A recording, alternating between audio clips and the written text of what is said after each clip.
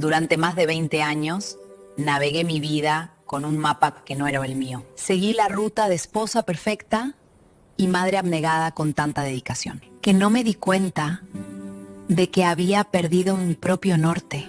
Un día el silencio de mi casa se hizo tan fuerte. Me gritó una verdad aterradora. Estaba completamente perdida. Si alguna vez te has sentido así como una extraña en tu propia existencia, quédate. Te contaré mi historia.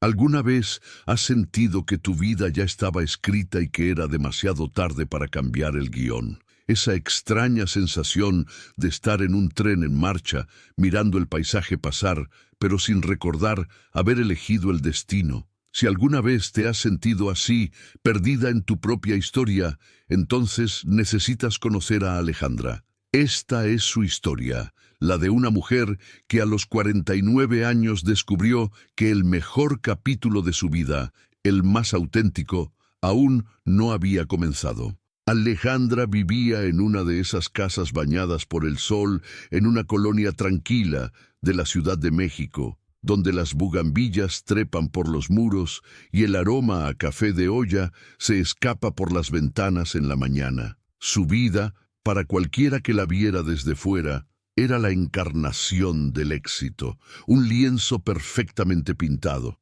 Estaba casada desde hacía 25 años con Ángel, un hombre bueno, un arquitecto respetado que, con el tiempo, había construido una carrera tan sólida como los edificios que diseñaba. Tenían 2 hijos que eran su orgullo: Lucía, una brillante estudiante de medicina en la universidad, y Roberto, a punto de terminar la preparatoria, con el talento de su padre para el dibujo y los sueños listos para volar. El mundo de Alejandra era un mecanismo de relojería suiza. Cada día, ella era el engranaje central que aseguraba que todo funcionara a la perfección. Se levantaba antes que nadie, preparaba el desayuno favorito de cada uno, se aseguraba de que la ropa de Ángel estuviera impecable, escuchaba las anécdotas de Roberto sobre sus maestros y enviaba mensajes de ánimo a Lucía durante sus semanas de exámenes. Su casa no era solo un hogar, era un santuario de orden y calma,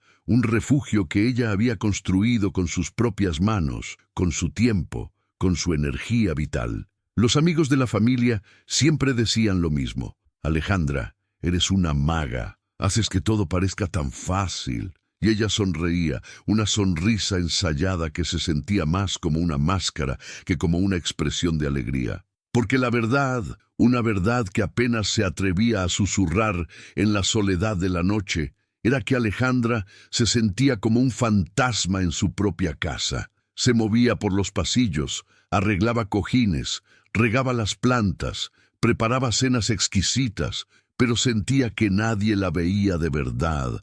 No veían a la Alejandra que soñaba con pintar acuarelas, la que leía poesía a escondidas, la que una vez quiso viajar por la Patagonia con solo una mochila. Veían a la esposa de Ángel, a la mamá de Lucía y Roberto, veían el rol, la función, el engranaje, y con el paso de los años, ella misma había comenzado a creer que eso era todo lo que era, el mapa de su vida, que una vez sintió lleno de posibilidades, ahora parecía tener una sola ruta marcada, una que ella recorría en piloto automático. El punto de quiebre no fue un estallido, ni un grito, ni una pelea dramática. Fue un silencio que comenzó a crecer y a ocupar todos los espacios vacíos. Ángel, a sus 50 y tantos, había encontrado una nueva pasión: correr maratones. Sus fines de semana, que antes eran para la familia, ahora estaban dedicados a largos entrenamientos. Hablaba con un fuego en los ojos sobre kilómetros, tiempos y resistencia. Alejandra lo escuchaba, fascinada por esa pasión que él sentía y a la vez con una punzada de envidia. ¿Cuándo fue la última vez que ella había sentido esa clase de fuego por algo propio? Lucía, su hija, vivía ya en un departamento cerca de la universidad. Sus llamadas, antes diarias, se habían vuelto más esporádicas, llenas de historias sobre pacientes, guardias nocturnas y un nuevo novio. Era la vida abriéndose paso, y Alejandra se alegraba genuinamente por ella, pero cada llamada que terminaba dejaba un eco de vacío, y Roberto, su pequeño, estaba a un paso de seguirla. Pasaba las tardes estudiando para sus exámenes de admisión, planeando un futuro en otra ciudad, un futuro que, lógicamente, no la incluía en su día a día. La casa, antes un hervidero de actividad, se estaba volviendo silenciosa. Y en ese silencio, Alejandra comenzó a escuchar el ruido ensordecedor de su propia irrelevancia. Una tarde de sábado, la casa estaba particularmente quieta. Ángel estaba entrenando para el maratón de Madrid. Roberto había salido con sus amigos. Lucía no había llamado. Alejandra preparó la comida, como siempre, una tinga de pollo deliciosa con el arroz rojo perfecto. Puso la mesa para 3, esperando que Ángel y Roberto llegaran con hambre. Pasaron las horas. Ángel llegó tarde, agotado, se duchó y solo tomó un licuado de proteínas. Lo siento, mi amor, no puedo comer pesado.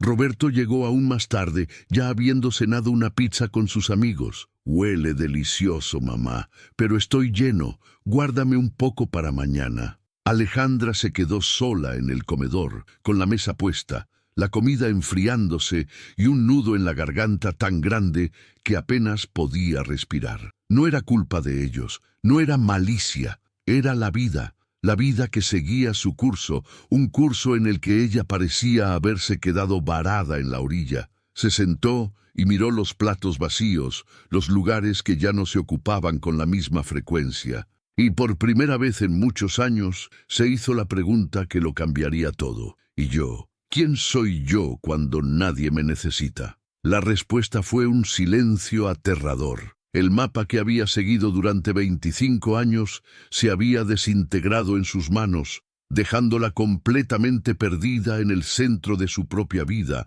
un laberinto sin paredes visibles, pero del que no sabía cómo escapar. La brújula que todos usaban para navegar sus vidas parecía funcionar, pero la suya, la que debía apuntar a su propio norte, estaba rota, inmóvil, oxidada por el desuso. Esa noche, el silencio no fue solo la ausencia de sonido, fue la atronadora presencia de un vacío que amenazaba con devorarla por completo. El vacío que sintió aquella tarde no fue un visitante pasajero. Se instaló en la casa, se sentó a la mesa con ella, la arropó en la cama por las noches. Alejandra intentó combatirlo con las únicas armas que conocía: la actividad frenética, el perfeccionismo, el servicio a los demás. Si se sentía invisible, se dijo a sí misma, tal vez necesitaba hacer más, ser más indispensable. Empezó a reorganizar la casa compulsivamente, cambió los muebles de lugar, pintó la pared de la sala de un color nuevo, catalogó libros por orden alfabético y por color. Ángel lo notaba, pero lo atribuía al estrés. «Estás haciendo un trabajo increíble, Ale». La casa nunca se vio mejor, le decía, dándole un beso en la frente antes de salir a correr, sin ver la desesperación que se escondía detrás de cada cojín perfectamente colocado. Intentó involucrarse más en las vidas de sus hijos, pero sus intentos eran torpes, casi invasivos. Llamaba a Lucía a horas intempestivas, preguntándole si había comido bien, si necesitaba que le llevara tuppers con comida casera, ignorando que su hija, una mujer de 22 años, estaba aprendiendo a forjar su propia independencia. Lucía, con la paciencia que podía reunir en medio del cansancio, le respondía: «Mamá, te lo agradezco, pero de verdad, estoy bien, sé cuidarme. Hablamos luego». Sí, cada llamada era como una pequeña puerta que se le cerraba en la cara. Con Roberto, intentó interesarse por sus planes universitarios, ofreciéndole ayuda para llenar solicitudes, revisando sus ensayos. Pero Roberto, en esa edad en la que los padres se convierten en una especie de mal necesario, la apartaba con amabilidad. «Gracias, ma, pero prefiero hacerlo yo solo. Es parte de crecer». Alejandra se sentía como si estuviera hablando un idioma que nadie más entendía. Sus gestos de amor y cuidado eran recibidos como intentos de control. Su necesidad de conexión era percibida como una intromisión. El laberinto se hacía más complejo. Cada pasillo que tomaba para acercarse a los suyos parecía llevarla a un callejón sin salida, dejándola más sola que antes. La peor parte era la culpa. Se sentía egoísta por sentirse así. Tenía un esposo sano, hijos maravillosos, un hogar hermoso. ¿Qué derecho tenía a sentirse desdichada? Esta pregunta la atormentaba, añadiendo una capa de vergüenza a su soledad.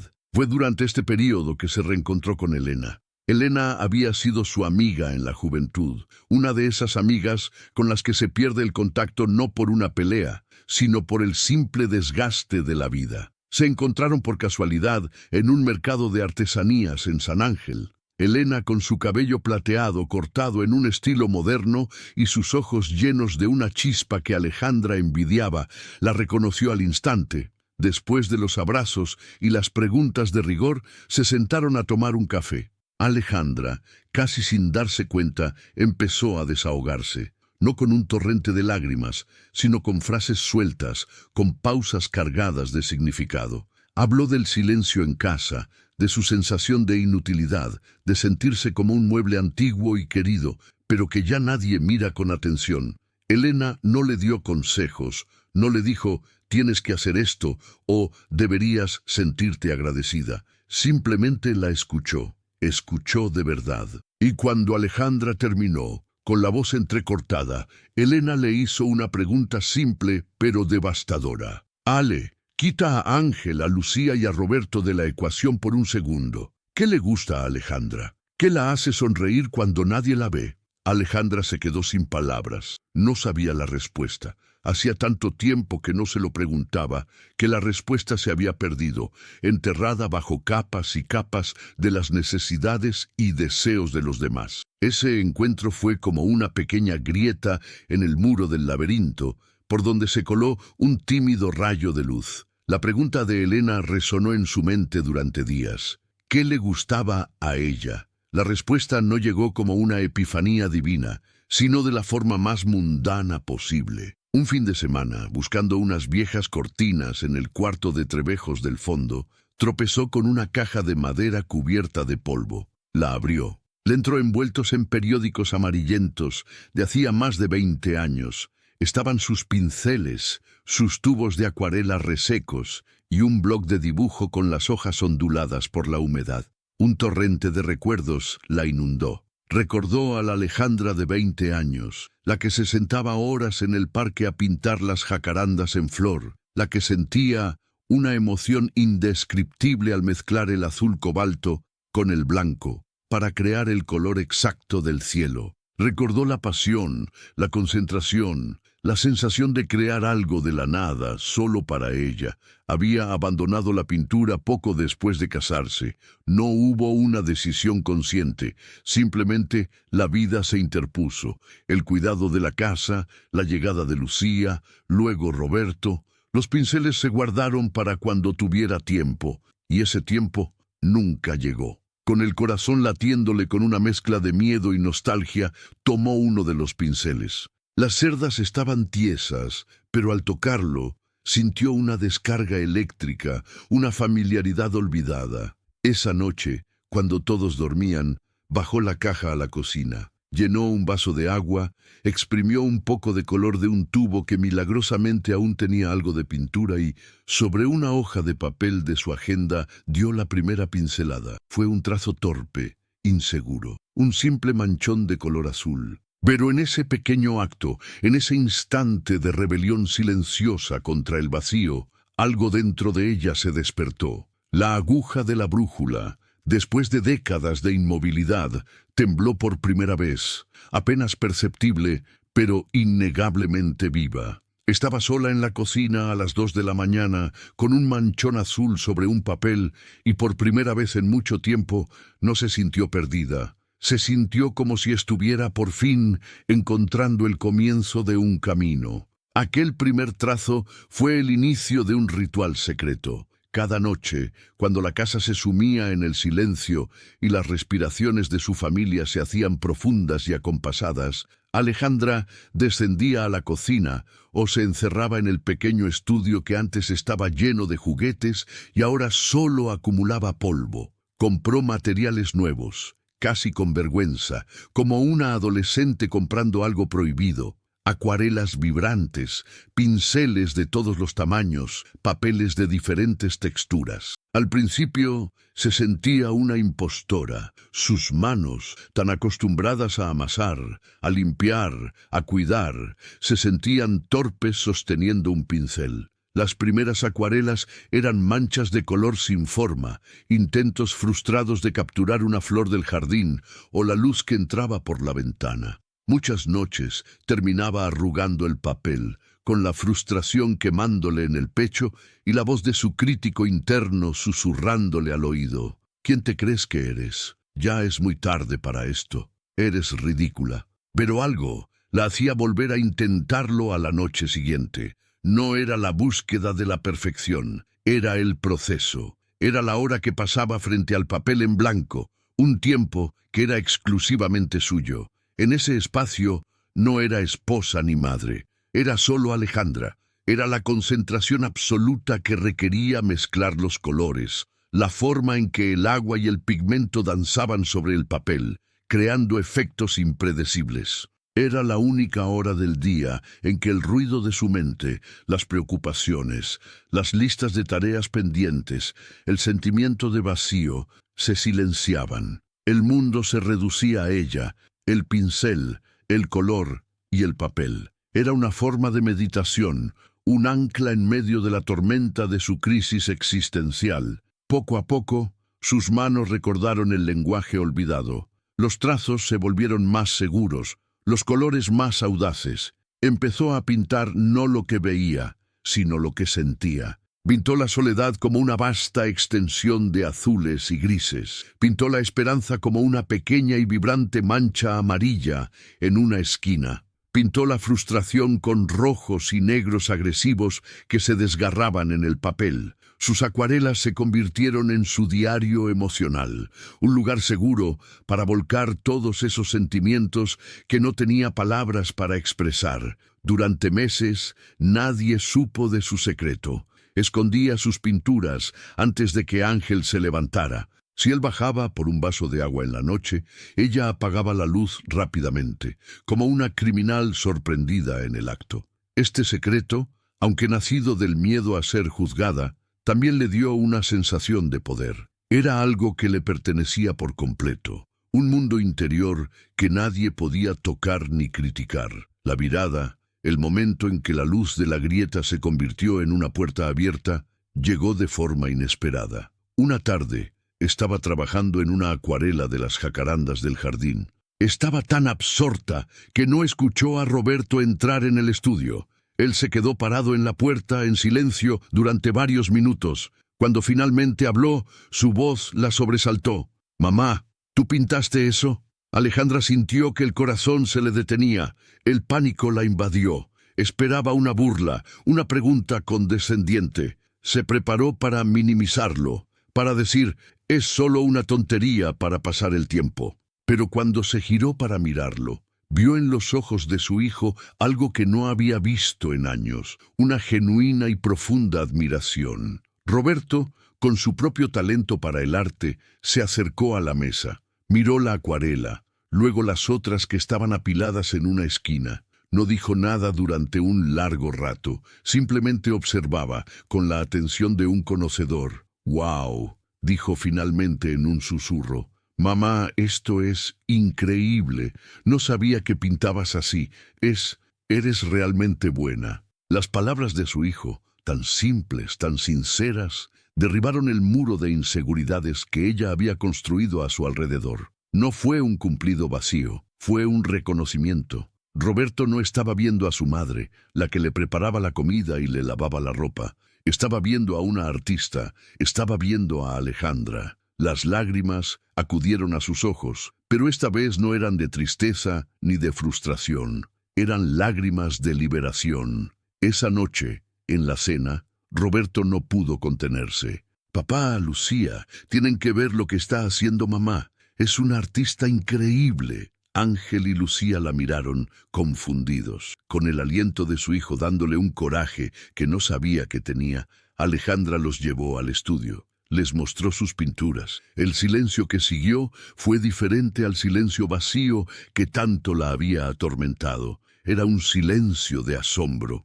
Ángel recorría las pinturas con la mirada, pasando de una a otra, como si estuviera viendo una faceta de su esposa completamente desconocida para él después de 25 años de matrimonio. Vio el dolor en los tonos oscuros, la melancolía en los paisajes lluviosos y la incipiente alegría en los colores vibrantes de las flores. «Ale», dijo Ángel, con la voz ronca, «¿por qué nunca me dijiste? ¿Por qué lo escondías?» «No lo sé», respondió ella, y era la verdad. «Supongo que tenía miedo. Miedo de que no fuera lo suficientemente bueno. Miedo de que pensaran que era una pérdida de tiempo». Lucía se acercó y la abrazó con fuerza. «Mamá, esto es lo más hermoso que he visto. Esto eres tú». En ese momento, la dinámica de la familia cambió para siempre. La revelación de su talento secreto no solo le devolvió a Alejandra una parte de su identidad, sino que obligó a su familia a verla bajo una nueva luz. Ya no era solo el pilar funcional de la familia, era una mujer con un mundo interior rico y complejo, con pasiones y talentos propios. La brújula en su pecho, que había temblado tímidamente, ahora apuntaba con firmeza hacia un norte claro y brillante. El laberinto no había desaparecido, pero ahora tenía una herramienta para navegarlo. Su arte no era una vía de escape del laberinto, se dio cuenta. Era la forma de transformarlo, de pintar sus propios caminos en las paredes que antes la aprisionaban. El descubrimiento de su pasión por parte de la familia fue el catalizador que Alejandra necesitaba para empezar a construir su nuevo yo, no en secreto, sino a plena luz del día. El pequeño estudio polvoriento se transformó. Con la ayuda de Roberto, que tenía un ojo innato para el diseño, lo pintaron de blanco para maximizar la luz, instalaron estanterías para sus materiales y colgaron algunas de sus acuarelas favoritas en las paredes. El espacio dejó de ser un escondite para convertirse en su santuario, un lugar que anunciaba con orgullo su nueva identidad. Impulsada por la validación de su familia y la creciente confianza en sí misma, Alejandra dio un paso que meses atrás le habría parecido aterrador. Se inscribió en un taller de acuarela avanzada en un centro cultural de Coyoacán. El primer día se sintió como una niña en su primer día de escuela. Estaba rodeada de gente más joven, estudiantes de arte y también de personas mayores que, como ella, buscaban un nuevo pasatiempo. El miedo a no estar a la altura era paralizante. Pero cuando la maestra, una artista reconocida llamada Isabel, les pidió que hicieran un ejercicio libre, Alejandra tomó sus pinceles y el miedo se disolvió. El lenguaje que había redescubierto en la soledad de sus noches fluyó con naturalidad.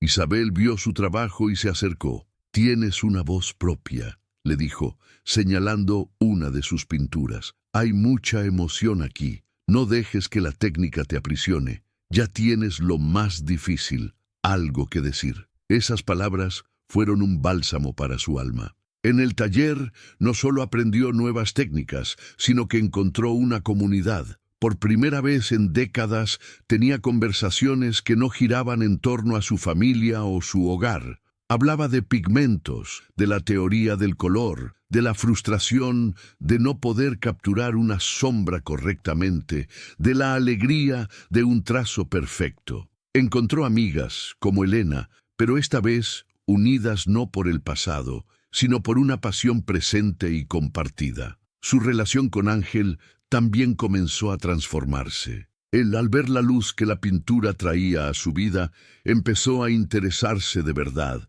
Le preguntaba sobre sus clases, miraba sus progresos e incluso le compró un caballete profesional como regalo de cumpleaños. Una noche, mientras ella pintaba, él no se fue a ver la televisión. Se sentó en una silla en el estudio, con un libro. simplemente para estar en el mismo espacio, compartiendo un silencio que ya no era de vacío, sino de compañía y respeto mutuo. «Sabes», le dijo una noche, «verte así tan apasionada me recuerda a la chica de la que me enamoré, la que se sentaba a dibujar en un cuaderno en la facultad». Alejandra se dio cuenta de que al reencontrarse a sí misma, también le había permitido a él reencontrarse con la mujer que amaba. Su amor no había muerto, solo se había adormecido bajo la rutina. Ahora estaba despertando, con una nueva admiración como cimiento. Lucía y Roberto se convirtieron en sus mayores admiradores.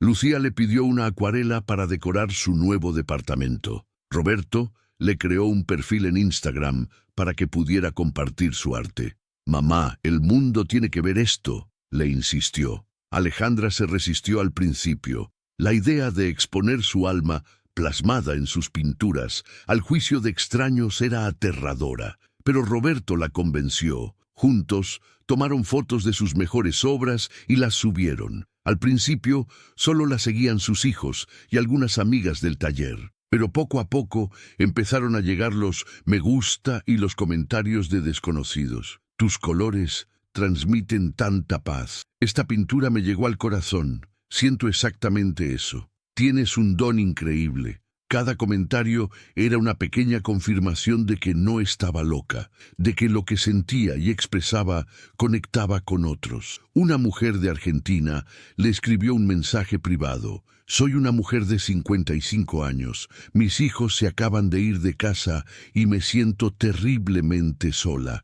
Ver tus pinturas me ha inspirado a desempolvar mi vieja máquina de coser. Gracias». Alejandra lloró al leerlo. Se dio cuenta de que su viaje, su dolor y su renacer podían ser un faro para otras mujeres que navegaban por el mismo mar de incertidumbre. Su arte le dio un propósito que iba más allá de ella misma. Empezó a recibir pequeñas comisiones, un retrato de una mascota, un paisaje de un lugar especial, una ilustración para una tarjeta de bodas. El dinero era casi simbólico, pero el hecho de que alguien valorara su trabajo lo suficiente como para pagar por él fue una validación inmensa. Ya no era solo un hobby, era una vocación. Un día, el centro cultural donde tomaba clases anunció una exposición colectiva de los alumnos. Isabel, su maestra, la animó a participar. Alejandra dudó. Una cosa era mostrar su trabajo en una pantalla de celular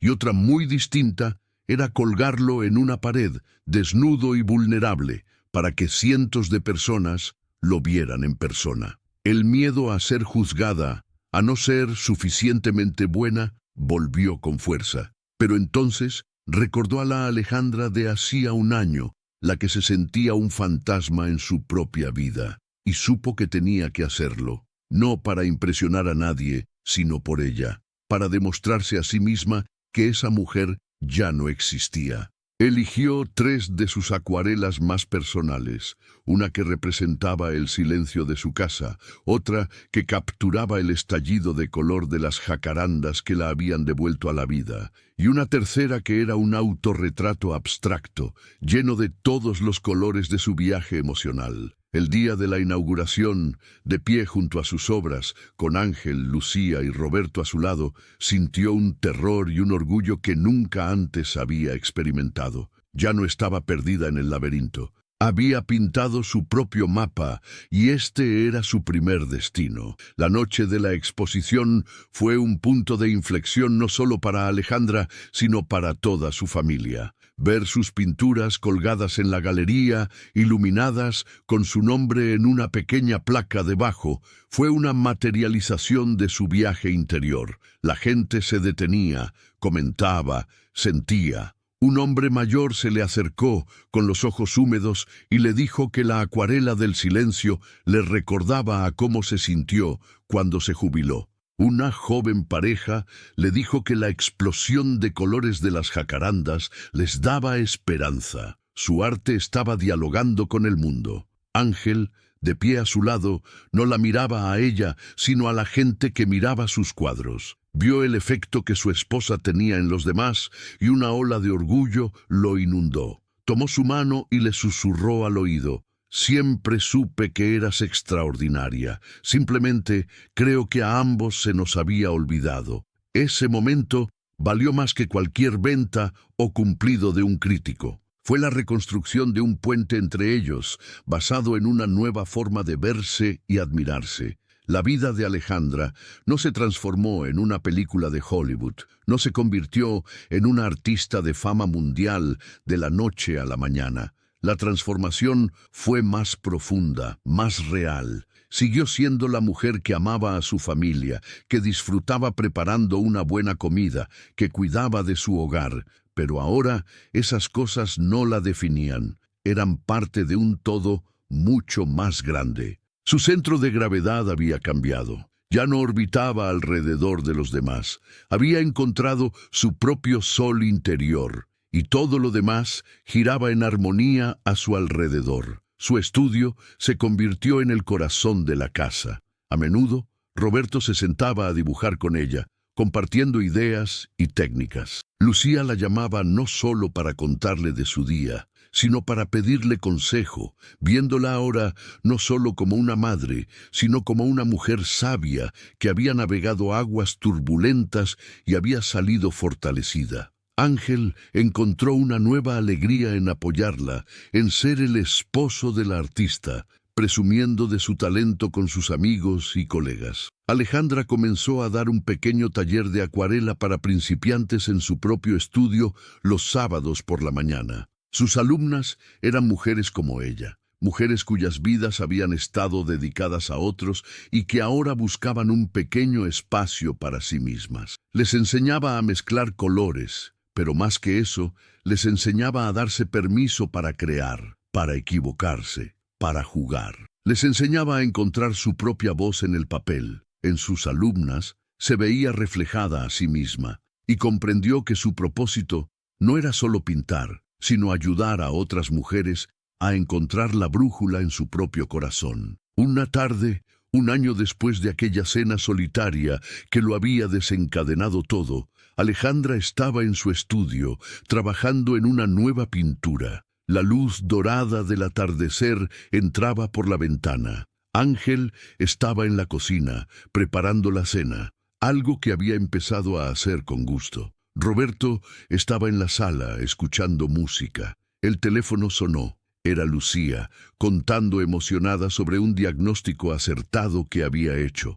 La casa estaba llena de vida, de sonidos, de amor. Pero ahora, Alejandra no se sentía la responsable de mantener todo unido. Se sentía una parte vibrante y esencial de un ecosistema saludable, donde cada uno tenía su propia luz y la compartían entre sí. Dejó el pincel y miró por la ventana. Vio las mismas calles, los mismos árboles, la misma vida que la había rodeado siempre. Pero ella ya no era la misma. El laberinto no había desaparecido. La vida siempre tendría sus giros inesperados, sus pasillos sin salida. Pero ya no le tenía miedo, porque había aprendido que no necesitaba un mapa dibujado por otros. Había descubierto que dentro de ella, en el centro de su ser, siempre había tenido una brújula que no apuntaba a un destino final, sino que la guiaba, trazo a trazo, color a color, hacia la única dirección que importaba,